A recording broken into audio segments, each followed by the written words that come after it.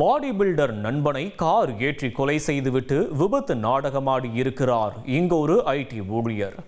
Cricket போட்டியில் நடந்த தகராறு, கொலையில் முடிந்த பின்னணி என்ன?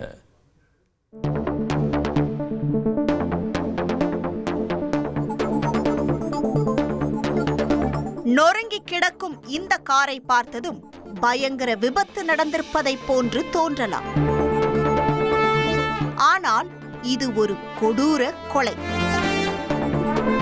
இந்த காரை பயன்படுத்திதான் உயிர் நண்பனின் உயிரை பறித்திருக்கிறார் ஒரு ஐடி ஊழியர்.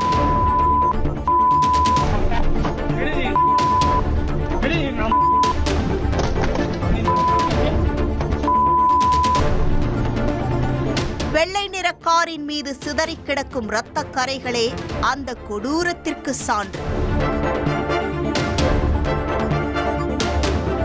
என்ன நடந்தது என்று தெரிந்து கொள்ள செய்தியாளர் பாரதி ராஜாவுடன் களத்தில் இறங்கினோம். பெங்களூரு கேஆர்புரம் பகுதியை சேர்ந்தவர் ரோஷன் ஹெக்டே. 37 வயதான இவர் ஒரு தனியார் நிறுவனத்தில் மென்பொருள் பொறியாளராக பணியாற்றி வருகிறார்.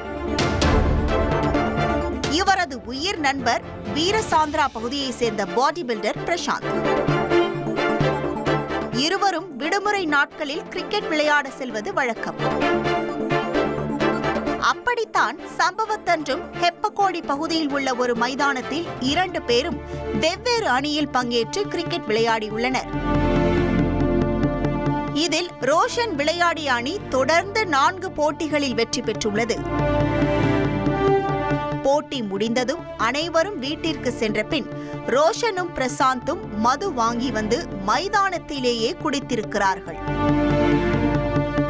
அப்போது போட்டியில் தோற்றது குறித்து பிரசாந்தை கேலி செய்திருக்கிறார் ரோஷன்.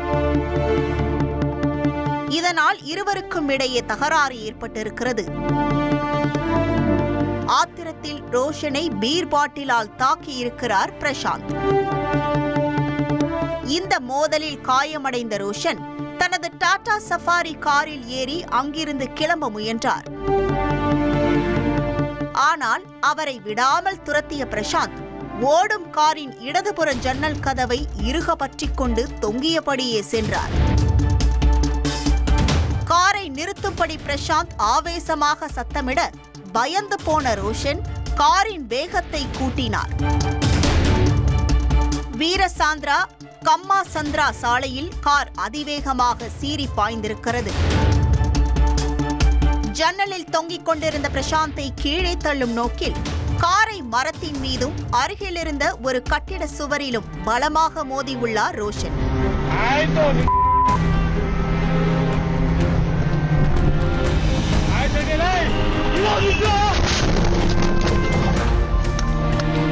இதில் பலத்த காயமடைந்த பிரசாந்த் உடல் நசுங்கி இரத்த வெள்ளத்தில் சம்பவ இடத்திலேயே பரிதாபமாக உயிரிழந்தார்.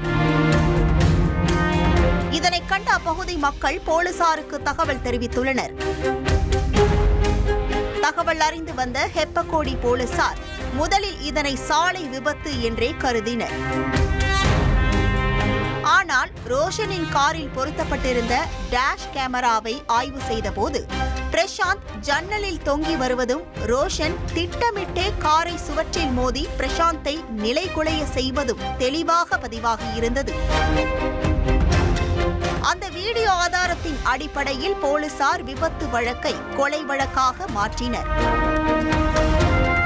பின்னர் விபத்து ஏற்படுத்திவிட்டு தலைமறைவாக இருந்த மென்பொருள் பொறியாளர் ரோஷன் ஹெக்டேவை போலீசார் கைது செய்தனர். தற்போது அவரும் மருத்துவமனையில் சிகிச்சை பெற்று வருகிறார். கிரிக்கெட் போட்டியால் ஏற்பட்ட சிறிய தகராறு கொலையில் முடிந்த சம்பவம் பெங்களூருவில் பெரும் பரபரப்பை ஏற்படுத்தியுள்ளது. இனி செல்லும் இடமெல்லாம் செய்தி. தந்தி டிவியின் வாட்ஸ்அப் சேனலை ஃபாலோ பண்ணினா செல்லருக்கும் இடமெல்லாம் செய்தி. இதோ QR கோட் இப்பவே ஸ்கேன் பண்ணுங்க, ஃபாலோ பண்ணுங்க.